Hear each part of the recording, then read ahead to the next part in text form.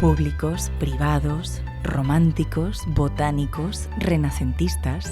Después de recorrer más de 30 parques y jardines, queremos proponerles un plan para el verano. Les hemos preparado una selección de los mejores para que durante estas semanas paseen por ellos y los disfruten.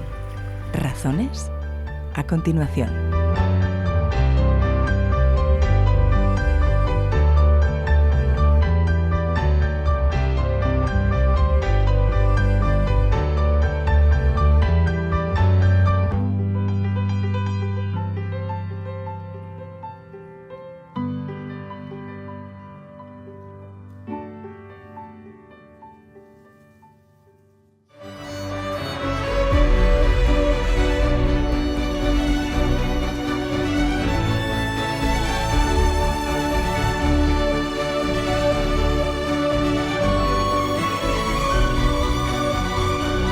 Estamos en casi el corazón de la ciudad, quitando la Plaza Mayor. La segunda plaza más importante es esta Plaza de Zorrilla.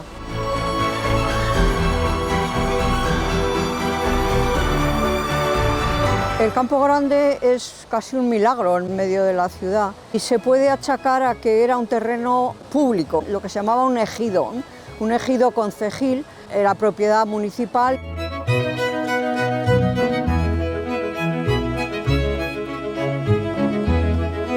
Campo Grande puede que tenga más de 200 especies de plantas.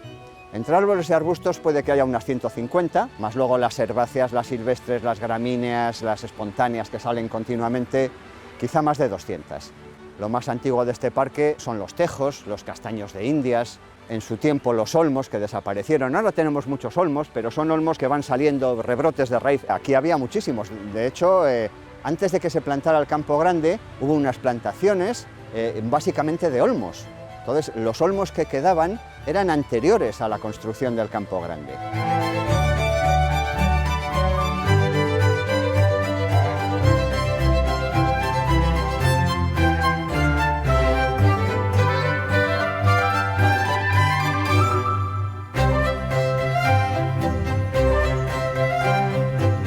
La cascada es uno de los elementos más característicos también del Campo Grande. Fue muy controvertida su construcción. Había que hacer una especie de montaña artificial que se hizo utilizando incluso los restos del ayuntamiento antiguo, del ayuntamiento de tipo Austria, que se tiró en el año 1879, y luego había que revestirla de algo que pareciera una roca natural. Entonces se encargó a una persona para ir a buscar rocas en sitios cercanos y finalmente, después de hacer otras pesquisas, acabó extrayendo rocas de la cueva de Atapuerca de Burgos. No es el Atapuerca que ahora pensamos, pero el caso es que cuando se supo que habían extraído las piedras y que las iban a traer a Valladolid, la gente de Burgos reaccionó muy en contra y hubo una riña mundial casi dentro de este nivel,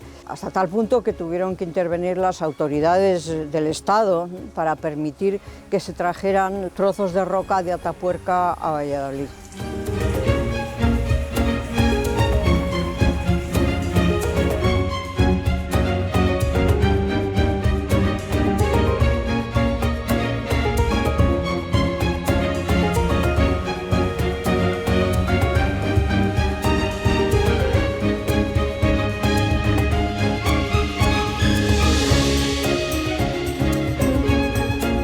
El estanque es, yo creo que quizá lo más llamativo del Campo Grande.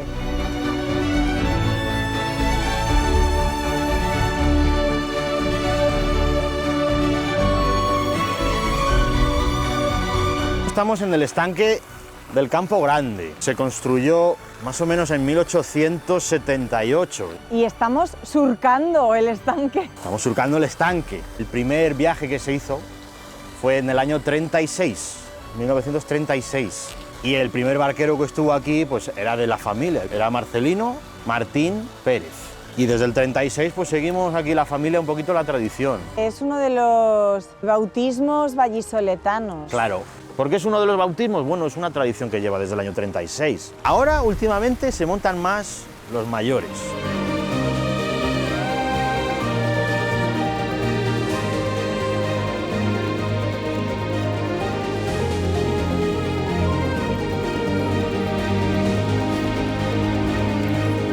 la Fuente de la Fama.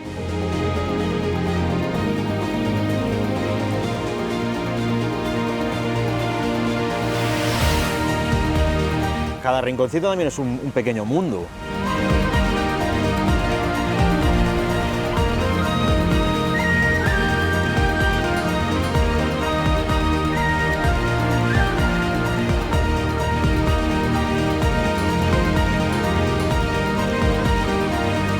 Este es un jardín más a la inglesa, diríamos así.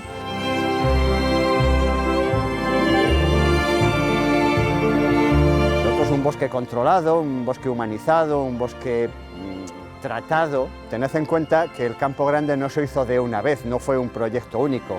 Ramón Oliva hizo unos planos, unas directrices, y luego se fue construyendo a medida que había dineros. En aquella época me imagino que más bien escasos. Entonces se tardó muchos años en completar el Campo Grande.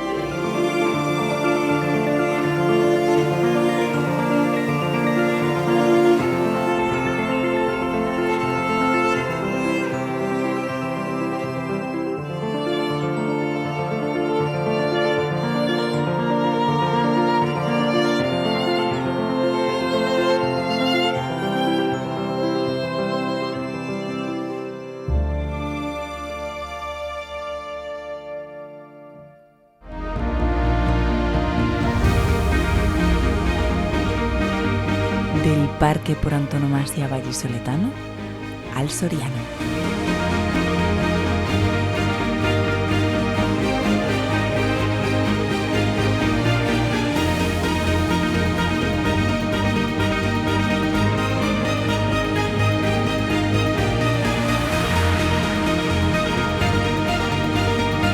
Estamos en el Parque de la Dehesa o de la Alameda de Cervantes, pero si le preguntáis a un soriano siempre os dirá la Dehesa. Eso es porque era una dehesa de pasto. En sus orígenes fue a primeros del siglo XX, se hace un homenaje a Miguel de Cervantes, se le cambia el nombre, se pone ese nombre oficial de Alameda de Cervantes, pero en sus orígenes era una dehesa de pasto fuera de la ciudad, extramuros, así que popularmente para los sorianos sigue siendo la dehesa de Soria.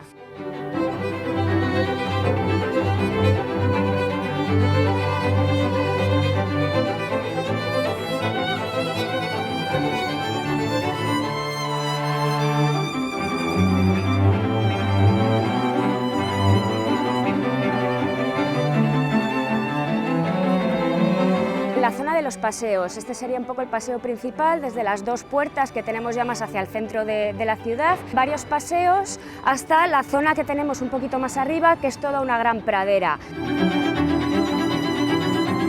Sobre todo lo que tenemos en este lugar donde estamos son más bien esculturas, pequeñas fuentes, como esta que tenemos aquí atrás.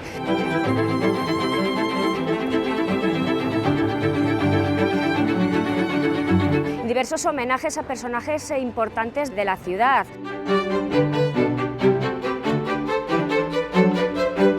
Tenemos algunos políticos, también diputados, por ejemplo, no por Soria a primeros del siglo XX, a los escritores de las sanjuaneras, que son esas canciones populares.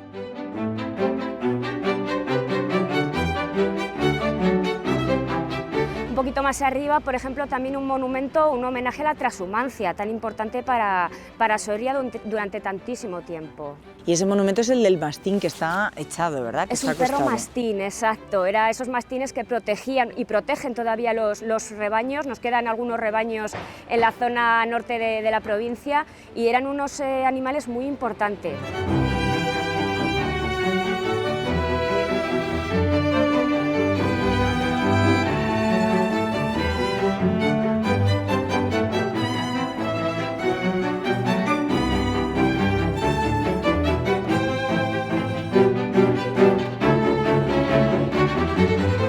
Tenemos ese kiosco de música que existe en muchas ciudades, en vez de estar en una plaza, aquí lo tenemos dentro del parque, es el árbol de la música.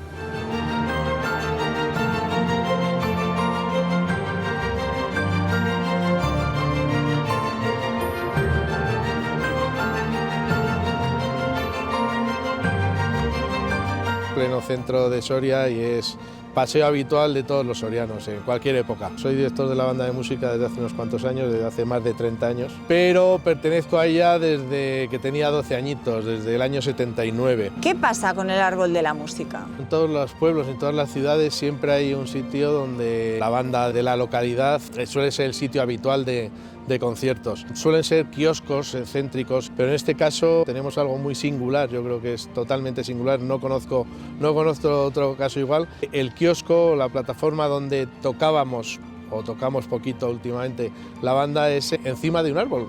Y digo encima porque es literalmente, estamos encima de un árbol en una plataforma que se construyó, bueno, ha ido teniendo diferentes transformaciones a lo largo de los tiempos según iba creciendo la banda y demás. Estamos en una plataforma altita alrededor de un árbol que no es lo que hoy conocemos o lo que hoy vemos. Era un árbol, data probablemente de 1600 por ahí, cuando plantaron aquel árbol, era un olmo.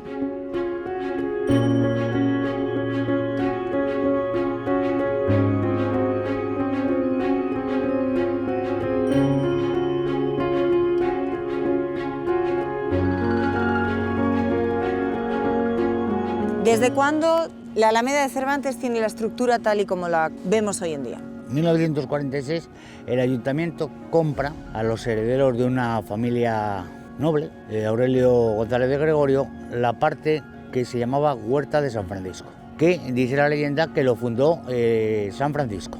Toda esa parte la compró el ayuntamiento con el fin de hacer una estructura más rectilínea, ampliar lo que es el parque y no tanto lo que era vieja dehesa Boyal. Esta parte que hace que la dehesa tenga más de 9,8 hectáreas, a partir de entonces la dehesa ya no se ha movido ni se ha quedado abierta, porque la dehesa, si os fijáis, tiene un amurallamiento.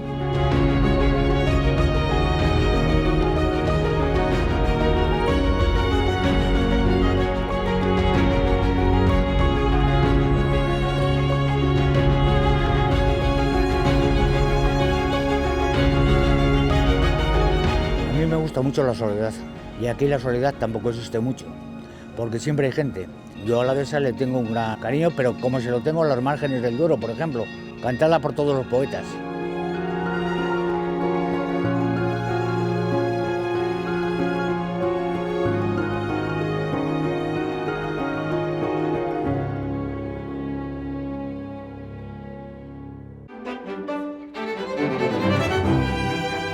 De Soria nos desplazamos hasta el sur de la provincia de Salamanca para disfrutar de un espacio que sin duda está en el top 3 de nuestra comunidad.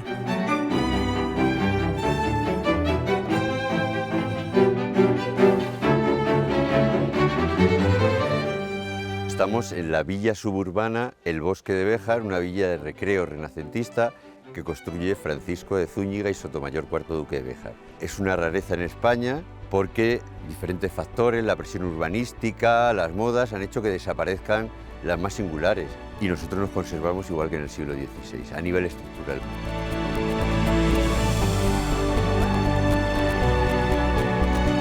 Lo que se hace en el Bosque de Béjar es aplicar todos los conocimientos que habían desarrollado los Medici en el entorno del río Arno, en la zona de Florencia, ya desde un siglo antes. Sobre una zona de vaguada, construir una serie de terrazas organizadas sobre un eje longitudinal oeste-oeste, en el que construyen un estanque, un jardín y una huerta. Y además hay zonas de ocio para la caza, como por ejemplo el bosque, 14 hectáreas de bosque.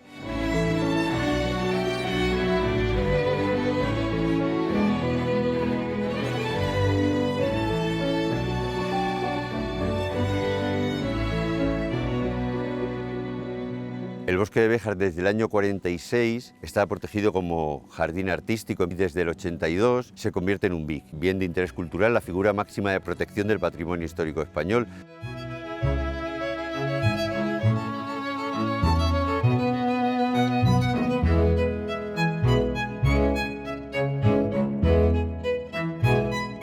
en una zona de granito y en una zona de vaguada. Esto no es una zona cárstica que permita que el agua fluya hacia el subsuelo. Esta característica de impermeabilidad lo que permite es que mediante caceras y atarjeas, canalizaciones en superficie y en el subsuelo, generen una red de comunicación de flujo del agua que termina en el estanque de 800 metros cuadrados que hay a la entrada principal. Ese estanque, desde el siglo XVI hasta el año 2001, abasteció una antigua fábrica, la fábrica más antigua de Béjar, la fábrica del tinte del Duque, importantísima para el desarrollo industrial de Béjar, por lo que supuso de facilitar la venta del producto estrella de la localidad.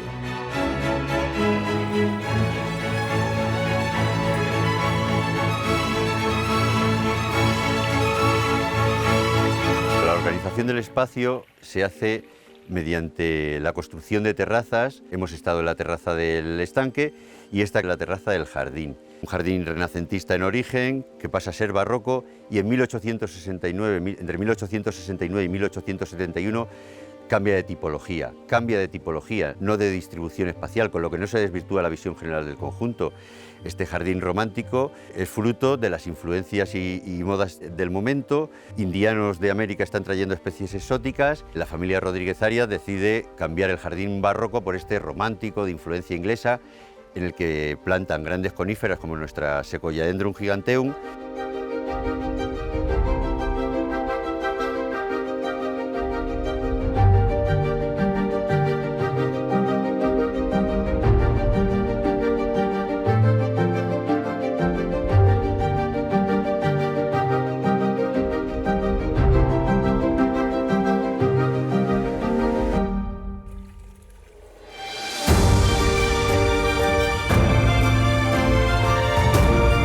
Estamos en la parte de jardín romántico del bosque de Béjar. ¿Qué podemos destacar de esta zona? De esta zona lo primero que hay que destacar es la novedad, porque el siglo XIX fue una revolución. Se abandona todo lo que es la geometría regular de los jardines más previsibles, ¿no?, como los barrocos y anteriormente los jardines del Renacimiento. Esto era un jardín de cuadros, según el cuadro de Ventura Lirios que pintó en 1721. Entonces aquí lo que hay que destacar es la novedad.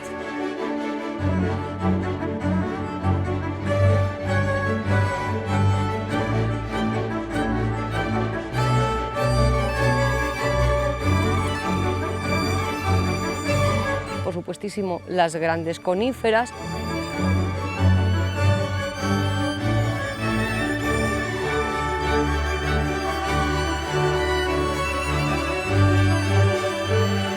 Pero también los magnolios.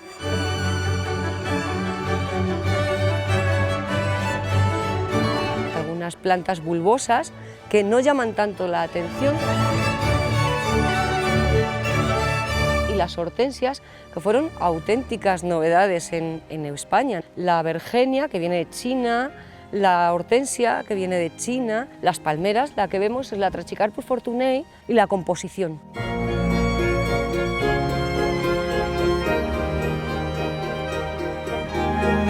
Un jardín no es naturaleza, es artificio. Cuesta explicarlo, dices, trabajas en la naturaleza. No, un jardinero está todo el día peleándose contra la naturaleza, porque te sale una hierba donde no es y la tienes que quitar, porque te ha roto la estética.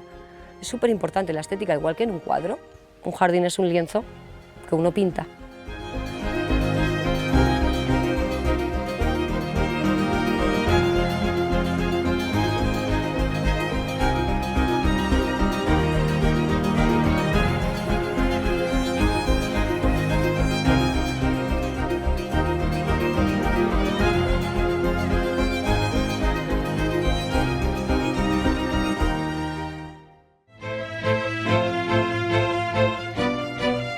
No podíamos dejar fuera el histórico Parque Abulense de San Antonio.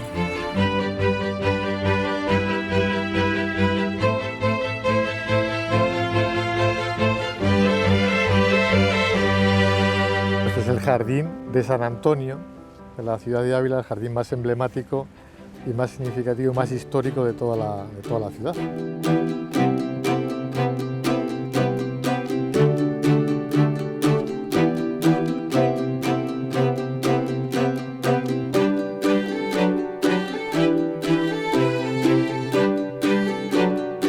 Esto era una alameda, Las alamedas eran espacios que estaban a las afueras de la ciudad, como era este caso, que tenían agua y que había una fila de árboles y servía pues para el paseo y el recreo de la gente de la ciudad. No era ni jardín palaciego, que de los palacios renacentistas también tenían sus espacios verdes, ni un jardín monástico, que por ejemplo el monasterio de Santo Tomás tenía una gran zona verde, un gran espacio verde a su alrededor, sino que era el que estaba integrado y pertenecía a la ciudad y del que se ocupa el ayuntamiento de reformar enfermedades del arbolado por la sequía, por la carestía de agua, etcétera, etcétera.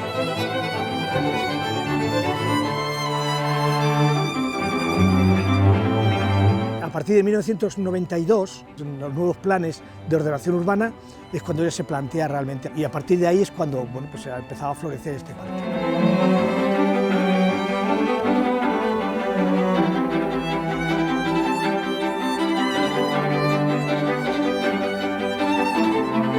Se estructura en 3 grandes paseos. Este paseo, que es el paseo central, en el que aparece una fuente, que es la fuente de la Glorieta.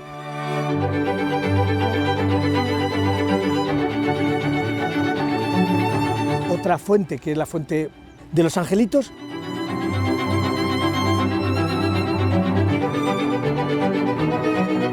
Y una tercera fuente, que es la fuente de la Sierpe.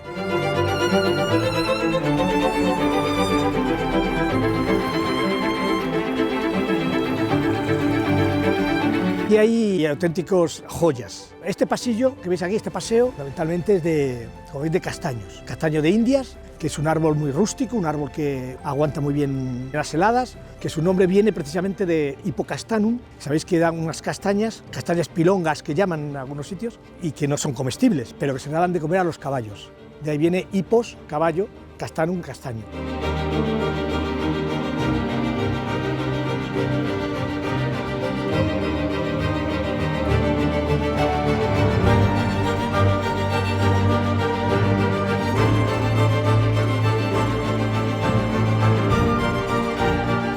Los plátanos también inmensos, que el plátano también es un árbol impresionante, que aunque omite muy bien la poda, pero si le dejas crecer puede llegar hasta 40, 50, 60 metros. Y es un árbol que también es muy rústico y además aguanta muy bien la contaminación, pierde la corteza. Entonces la contaminación que se le pega en la corteza, pues entonces se le va desprendiendo y eso ayuda a que ese árbol pues no se muera. ¿Por eso hay tantos plátanos en nuestras ciudades? Por eso. Aguanta muy bien todo tipo de suelo, admite muy bien la poda y el autoinjerto. Por eso hay algunas zonas de aquí de Ávila en las que está autoinjertado formando figuras. Ah, como en Burgos, en el Paseo del Espolón. Y pueden formar esos arcos injertándose un árbol con otro árbol o el propio árbol consigo mismo. Aquí tenemos, en este paseo de arriba, tenemos una serie de árboles que están injertados sobre sí mismos, con lo cual forman unas estructuras muy curiosas, muy bonitas, un tipo de sombrillas.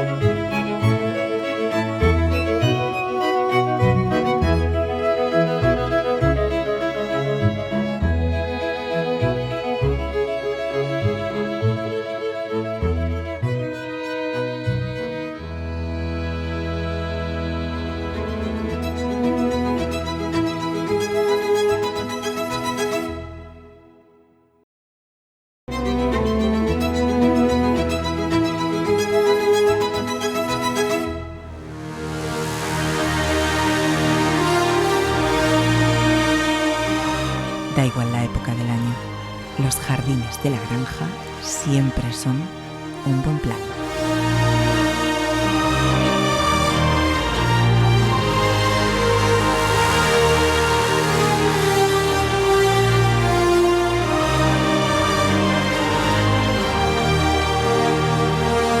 Estamos en el Real Sitio de San Ildefonso, la granja, estamos en el mar.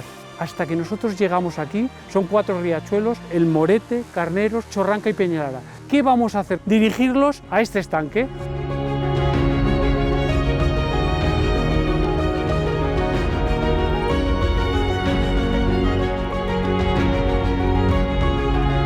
El rey tiene 17 años cuando gana las batallas de sucesión, las gana contra el archiduque Carlos. Estamos hablando de un niño de 17 años. Se acuerda de su niñez en Versalles y los problemas que tuvo su abuelo Luis XIV, el rey Sol, con el agua. Aquí es donde me voy a hacer yo mi palacio y aquí me voy a hacer el mejor sistema hidráulico del mundo en el siglo XVIII. Felipe V, que era el primer rey de la Casa de Borbón en España, llamado el Animoso por sus contemporáneos, porque ganó la guerra de sucesión y no le faltaba carácter, pero tenía una depresión severa y después de 20 años de reinado aproximadamente decidió, ya lo estaba pensando antes, abdicar, retirarse. Y con su segunda mujer decidió construir este sitio para eso, para retirarse.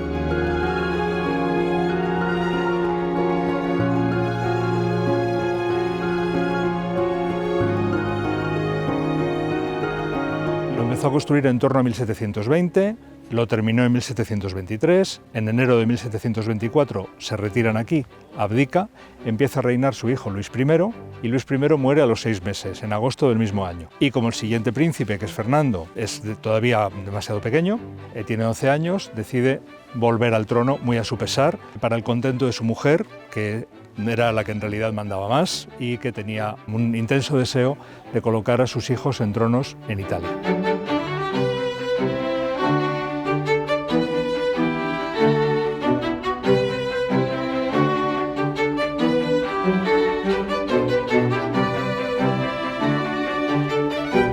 Por lo tanto, el reinado de Felipe V se prolonga hasta que muere en 1746 y por lo tanto en la granja hay dos fases.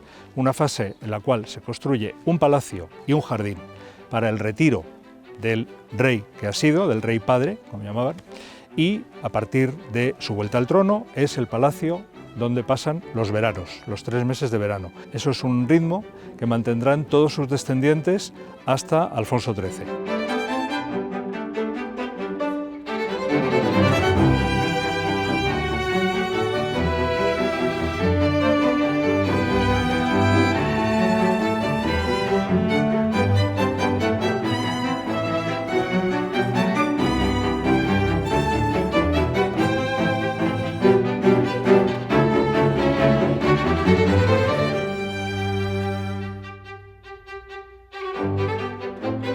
Jardines de estilo francés, tienen una superficie de unas 150 hectáreas y se diferencian en distintas partes del jardín.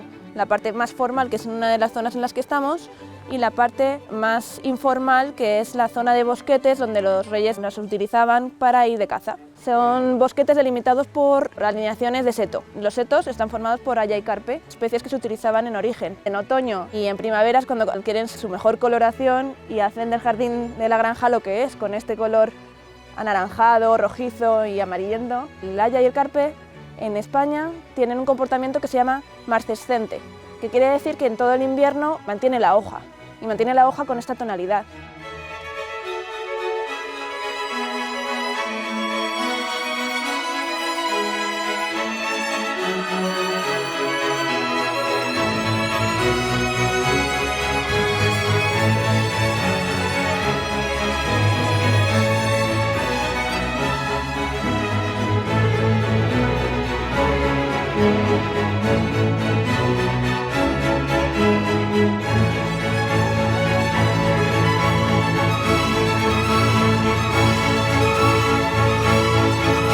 No sé si preguntarte por la cantidad de especies que hay dentro de esas 150 hectáreas.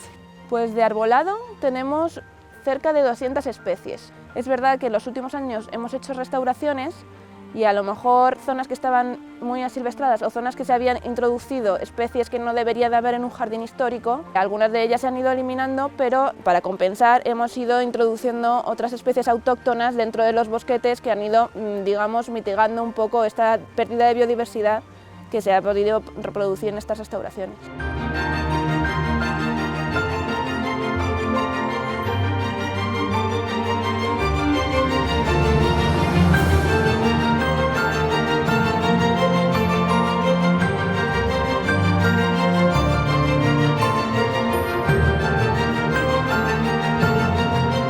Los viajeros de la época al rey y a Felipe V le gustaba mucho que le compararan la granja con Versalles. A Felipe V le encantaba, ¿no? El duque de San Simón le llega y le cuenta: en Versalles las fuentes echan chocolate, en la granja echan cristal. Esa comparación era lo que realmente quería, superar siempre las fuentes de Versalles.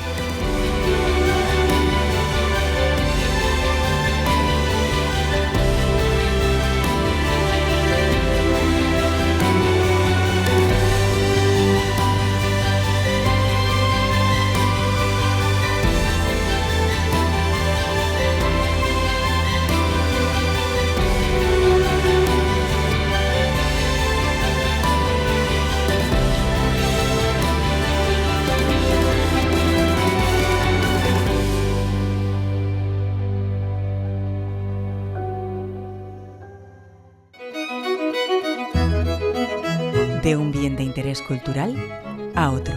Regresamos a la provincia salmantina. El Coto Nuestra Señora del Carmen es un jardín de finales del 19, principios del 20. Creemos, porque no tenemos constancia de finalización de jardín, que termina sobre 1915. Es un jardín que mandó a hacer el conde de Tres Palacios, que era un terrateniente del norte de Extremadura, y se lo encargó a un paisajista valenciano de origen francés que se llama Esteban de Beirat.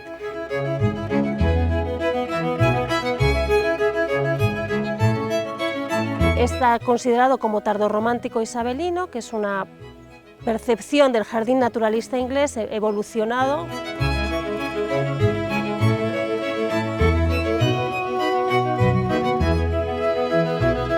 Es un jardín declarado BIC o bien de interés cultural, jardín histórico, desde el año 2005. Lo que se busca es una interacción con la naturaleza, hay paseos para recorrer, hay más de 190 variedades diferentes entre árboles y arbustos, porque se trata, al ser un jardín de árboles, se trata de mezclar coníferas con frondosas.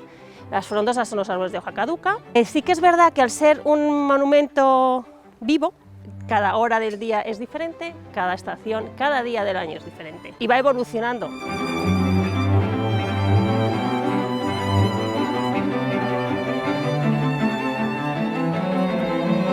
Normalmente el jardín romántico tiene un paseo principal que lo divide en dos: el jardín formal, que sería este, y el jardín bosque creado por el hombre, porque este no es un bosque autóctono, sino alóctono.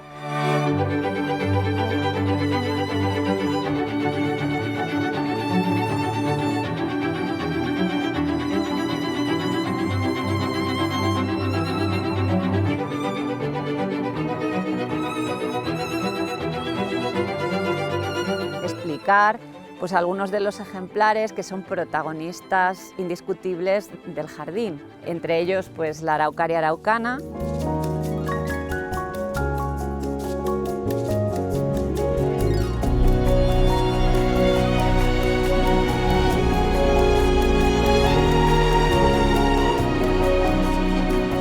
El cedro del Atlas que tenemos aquí es un ejemplar magnífico, es un Cedrus atlantica glauca. Glauca significa azulado, grisáceo.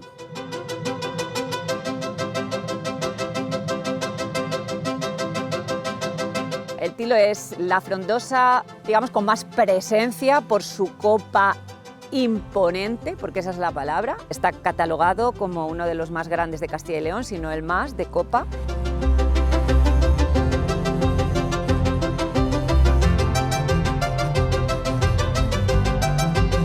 Ese arce es un arce Crimson King, un arce que va a adquirir una tonalidad rojiza muy intensa.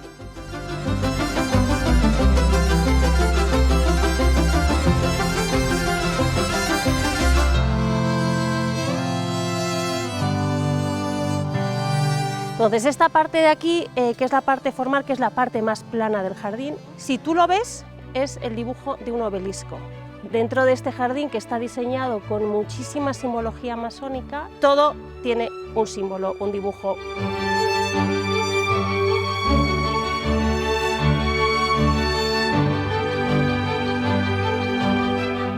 Os he traído a ver la Cunigamia lanceolata. Esto es otra conífera muy singular. Tenemos este ejemplar y ninguno más. Yo no los había visto en ningún otro jardín.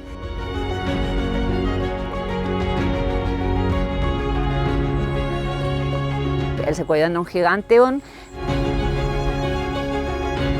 ¿Esta escalera es la protagonista del coto de Nuestra Señora del Carmen? Bueno, no es exactamente la protagonista. El protagonismo lo tiene la colección de coníferas, que es la más importante de Castilla y León. Pero sí que es la columna vertebral del jardín. En torno a ella está prácticamente todo.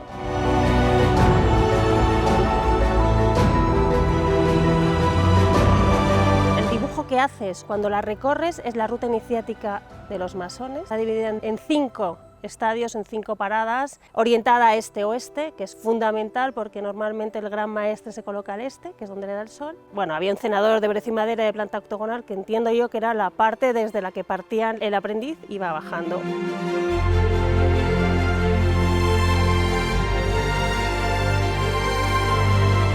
Está diseñado como si fuera una logia masónica, además tiene muchísimas connotaciones esotéricas. Este-oeste significa que la luna llena ilumina esta escalera y las otras 2 que hay hacia allá, el día de luna llena solamente. Todo está pensado tanto para meter miedo como para disfrutar durante el día de la paz, el relax.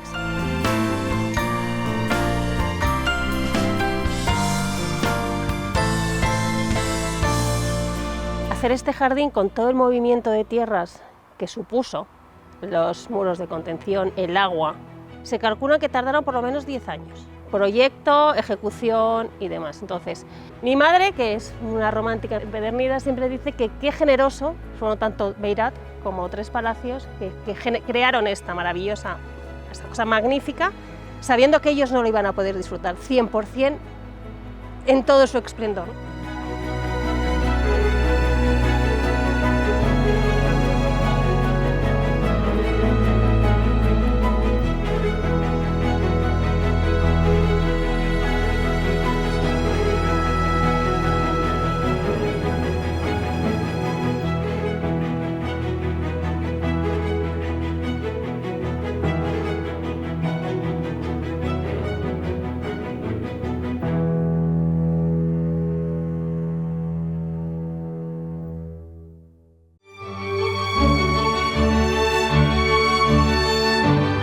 Cerramos el listado con uno de los jardines privados más especiales de la región.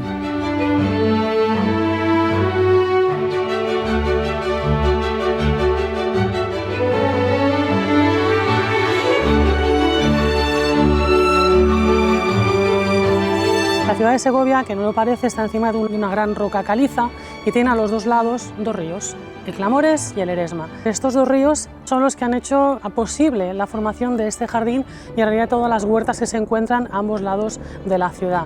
Hace miles y miles y miles de años, estos 2 ríos, viniendo de la Sierra de Guadarrama, pasaron por esta zona. Esta zona era pues plana, más o menos, de roca caliza. Y claro, estos 2 ríos fueron horadando el terreno, creando 2 cañones. La roca caliza sedimenta muy fácil y muy bien, es decir, que crea un terreno muy fértil. Entonces esto, junto con el agua que de forma natural se crea en estas rocas y luego otra formación que son las lastras de toda esta zona, hace que este terreno sea perfecto para una huerta y en este caso para este jardín tan maravilloso.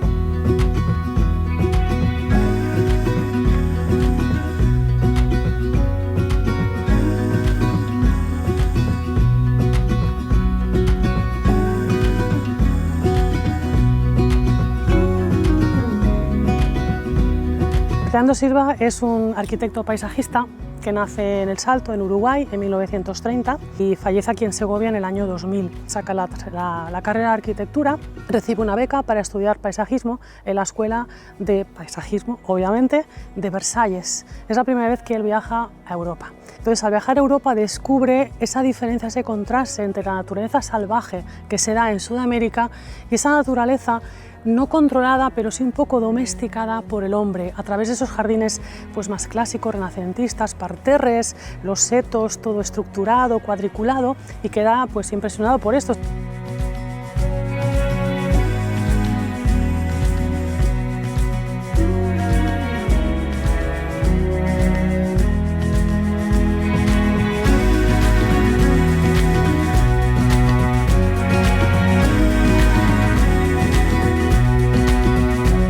El alcázar domina mucho y Leandro lo que intentaba era velarlo para que apareciera, pero que no fuera una presencia obsesionante.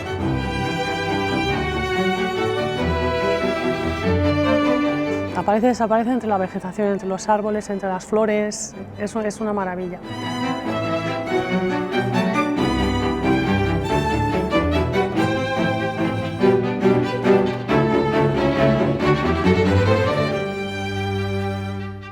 Una buena evidencia del nivel de diversidad botánica que tiene el jardín y que es una de sus grandes características, las 300 especies que se estiman que están por aquí todavía conviviendo entre sí, con unos mínimos cuidados, intentando que unas a las otras pues, se respeten y mantengan la ubicación.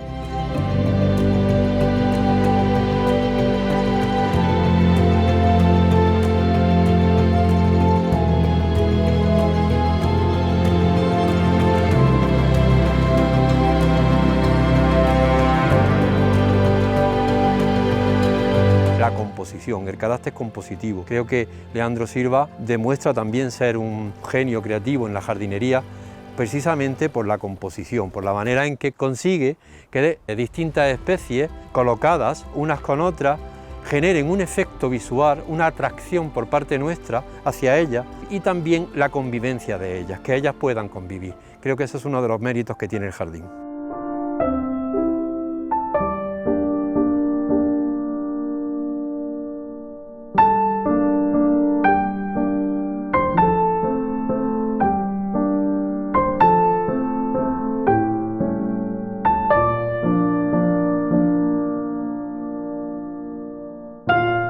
La experiencia es que entramos aquí y primero se sorprenden porque, ostras, ¿esto qué es?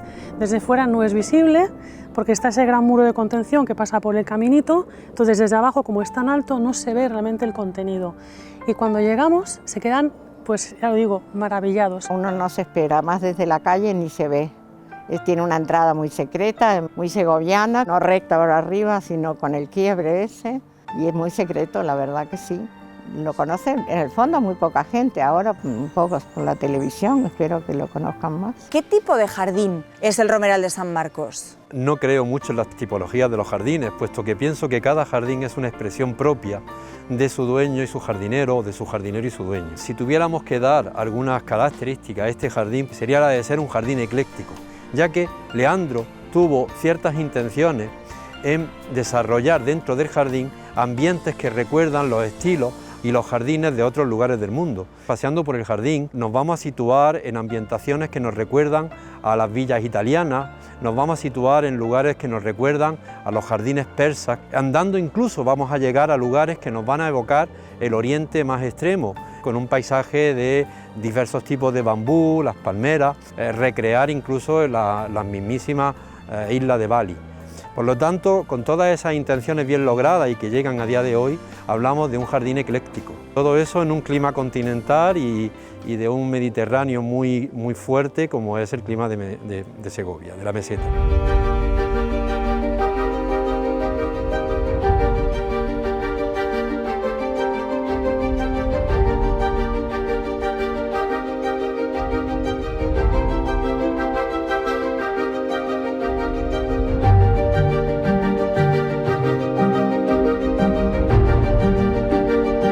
Desde un tiempo acá, y siempre cuidando algunos aspectos muy importantes del jardín, porque el jardín tiene sus limitaciones, no son limitaciones, son condicionantes del autor y que también a los que se aferra muchísimo su propietaria Julia.